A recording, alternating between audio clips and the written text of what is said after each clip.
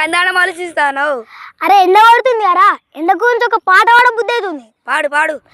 ఎందాకే ఎందాకే ఈ ఎండాలు ఎందాకే, దూరం తెలియని వర్షాలు ఉన్నాయే, నీళ్ళు దొరకక మేమేస్తే నీళ్ళు వృధా చేస్తారే, చెరువులు బావులు ఎక్కడివి నీళ్ళు దొరకకపోయేను, భూమి లోతుగా బోరేస్తే భూమికి గాయం చేస్తాం, వర్షం పడకపోతేనే భూమిలో నీరు ఎక్కడివే, అందుకే మనమంతా చెట్లను బాగా పెంచాలి, మేఘాలను రప్పించాలి, వానలు